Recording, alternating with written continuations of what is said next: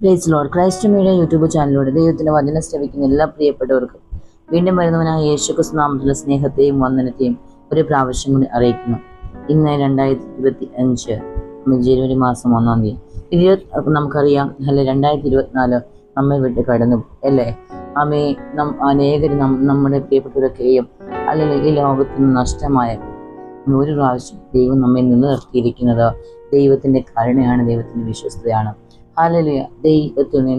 ദൈവത്തിന് വേണ്ടി നമുക്ക് എന്തെങ്കിലുമൊക്കെ ചെയ്യുവാൻ ഒരു പ്രാവശ്യം കൂടെ നമ്മിൽ നിന്ന് ഫലം പുറപ്പെടുവിക്കുവാനാണ് കർത്താവിന്റെ ഒരു വർഷം കൂടെ നമുക്ക് നൽകിയിരിക്കുന്നു. ഈ 2025 ദൈവഹിത പ്രകാരം ജീവിപ്പാൻ, ദൈവത്തിന്റെ ഇഷ്ടത്തിന് വേണ്ടി ജീവിപ്പാൻ നിങ്ങളെ തന്നെ നിങ്ങൾ എന്ത് ചെയ്യണം? സമർപ്പിച്ചു കൊടുക്കണം. ഇന്നത്തെ വാഗ്ദത്ത വചനം എന്ന് പറയുന്നത്, നിന്റെ ഭാരം യഹോവയുടെ മേൽ വെച്ചുകൊള്ളുക, അവൻ നിന്നെ പുലർത്തും. നീതിമാൻ കുലുങ്ങിപ്പോകുവാൻ അവർ ഒരു നാളും സമ്മതിക്കില്ല.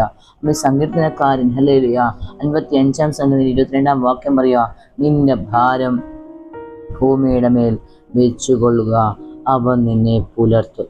ആമേൻ. അതെ, നീതിമാൻ കുലുങ്ങിപ്പോകുവാൻ അവൻ ഒരു നാൾ ഇവിടെ പറയുകയാണ്, നിന്റെ ഭാരം ദൈവത്തിന്റെ മേൽ വെച്ചുകൊള്ളുക. ഹല്ലേലൂയ.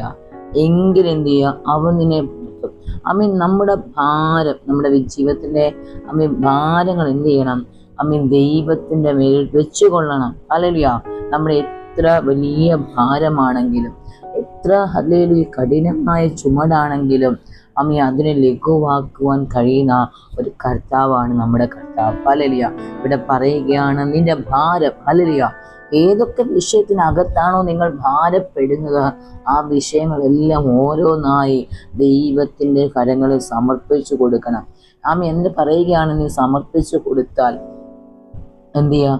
ആ വിഷയങ്ങൾക്ക് വേണ്ടി ദൈവം പ്രവർത്തിക്കുമ്പോൾ എന്ത് ചെയ്യുക? നീ അത്ഭുതപ്പെടുമാറ്.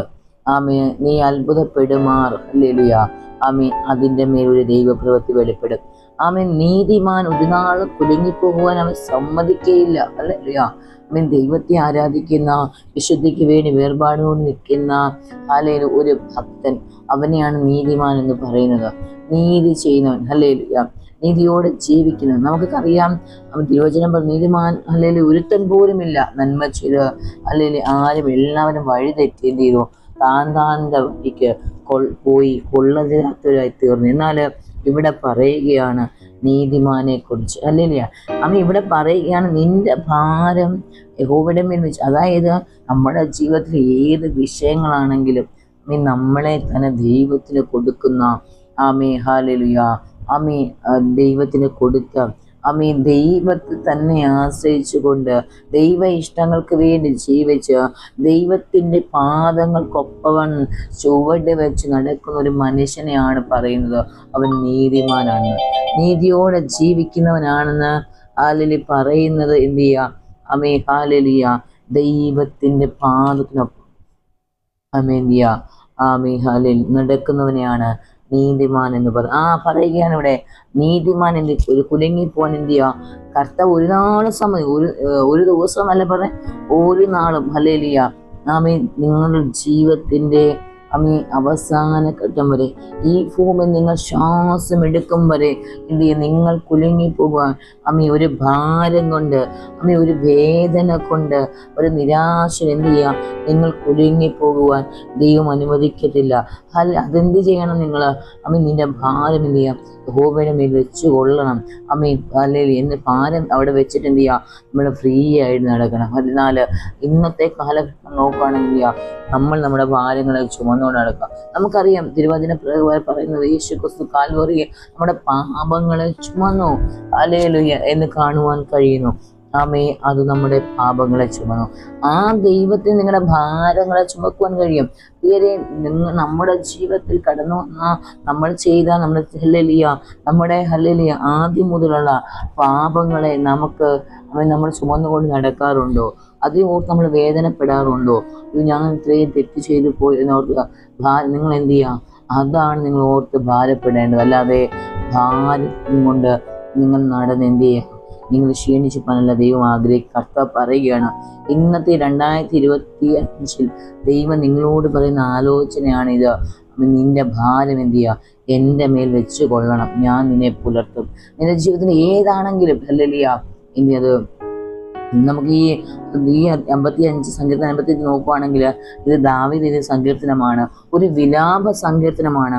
എന്തുകൊണ്ടാണ് വിലാപ സങ്കീർത്തനം പറയുന്നത് വെച്ചാൽ ദാവീദിന് ഒറ്റ സുഹൃത്തുണ്ടായിരുന്നു. ആ ഒറ്റ സുഹൃത്ത് തന്നെ ചതിച്ചു. ഹാലേലി തന്നെ തന്നെ ചതിച്ചു എന്ന് കാണുവാൻ കഴിയും. അതായത് ദാവീദിന്റെ ഉറ്റ സുഹൃത്തായ ദാവീദിനെ ഉപദേശിക്കുന്ന അഹിത്തോഫൽ എന്ന് പറയുന്ന ഒരു സുഹൃത്ത് എന്ത് ചെയ്യുക, അബ്ശാലോമായിട്ട് ചേർന്ന് ഹല്ലേലൂയ മത്സരത്തിൽ ചേർന്ന് എന്ത് ചെയ്യുക, ദാവീദിനെ വേദനിപ്പിച്ചു, തന്നെ ചതിച്ചു. ദാവീദിന് ഹൃദയത്തിൽ ഭയങ്കര ഭാരമുണ്ടായിട്ട് ആ ഭാരം ഹല്ലേലൂയ ദൈവത്തിന്റെ സന്നദ്ധിയില് വെച്ചുകൊണ്ട് പറയുകയാണ്. ദാവീദ് പറയുകയാണ്, എൻ്റെ ജീവിതത്തിൽ ഇങ്ങനെയൊക്കെ സംഭവിച്ചു, എന്നാൽ എനിക്ക് എന്നെ ചുമക്കുവാൻ എൻ്റെ ഭാരങ്ങളെ ചുമക്കുന്നൊരു കർത്താവുണ്ട്. അതുകൊണ്ട് എന്ത് ചെയ്യുക, ഞാൻ എൻ്റെ ഭാരങ്ങളെ ദൈവത്തിൻ്റെ സന്നിധിയിലുള്ള അവൻ നിന്നെ താങ്ങും. നിന്റെ വിചാരങ്ങൾ എന്ത് ചെയ്യുക, കർത്താവിലിടണം. അവൻ നിന്നെ താങ്ങുമെന്നാണ് പറയുന്നത്.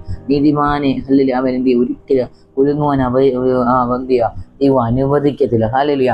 55 സങ്കീർത്തനത്തിൽ യേശയ്യാപ്രവാചകൻ 5 പറയുന്നു, എൻ്റെ വിചാരങ്ങളല്ല നിങ്ങളുടെ വിചാരങ്ങൾ, ദൈവത്തിൻ്റെ വഴികളല്ല നമ്മുടെ വഴികൾ, നമ്മുടെ വഴികളെക്കാൾ നമ്മുടെ വിചാരങ്ങളെക്കാൾ നിങ്ങളോടുള്ള ദൈവത്തിൻ്റെ കരുതൽ വലുതാണ്. അതുകൊണ്ട് എന്ത് ചെയ്യണം, നിങ്ങളുടെ വിചാരങ്ങളെ എന്ത് ചെയ്യണം, ദൈവത്തിൻ്റെ സന്നിധിയിലാണ്. നിങ്ങളെക്കുറിച്ചുള്ള, നിങ്ങളുടെ തലമുറയെക്കുറിച്ചുള്ള, ഹസ്ബൻഡിനെ കുറിച്ചുള്ള, നിങ്ങളുടെ ഭാവിയെക്കുറിച്ചുള്ള എല്ലാ വിചാരങ്ങളും എന്ത് ചെയ്യുക, ദൈവത്തിൻ്റെ സന്നിധി ഇട്ടുകൊള്ളണം. ഹല്ലേലൂയ. സങ്കീർത്തനം പറയുന്നത് ദൈവം എന്ത് ചെയ്യുക, ഹല്ലേലൂയ നീ തൻ്റെ മക്കളെ താങ്ങും. ഹല്ലേലൂയ ദൈവം തനിക്ക് വേണ്ടി കരുതുമെന്നാണ് എന്ത് ചെയ്യുക, നമ്മളൊക്കെ വേണ്ടി കരുതുന്ന ദൈവമാണ് നമ്മുടെ കർത്താവ് അല്ലേ. എന്നാൽ ഹല്ലേലൂയ നമ്മൾ എന്ത് ചെയ്യുക, നമ്മുടെ വിഷയങ്ങളെല്ലാം എന്ത് ചെയ്യുക, ദൈവത്തിൻ്റെ സന്നിധിയിൽ ഇടുവാൻ തയ്യാറാകുമെങ്കിൽ ഇന്ന് നിങ്ങൾ ഈ വചനം ഏറ്റെടുക്കാൻ തയ്യാറാകുന്നേ നിശ്ചയമായി നിങ്ങളുടെ ജീവിതം അനുഗ്രഹമായി തീരും. നിങ്ങളുടെ ഭാരം എന്ത് ചെയ്യണം, നിങ്ങൾ ചുമക്കണ്ട, കുഞ്ഞുങ്ങളെ നിങ്ങളുടെ ഭാരങ്ങൾ ചുമക്കണ്ട, നിങ്ങളുടെ ഭാരം ദൈവത്തിൻ്റെ കരങ്ങളിൽ കൊടുക്കുവാൻ തയ്യാറാകുമെങ്കിൽ നീ അത്ഭുതങ്ങളെ കാണും. ഹല്ലേലൂയ. ഈ വചനങ്ങൾ ആ ദൈവം സഹായിക്കട്ടെ. ആമേൻ.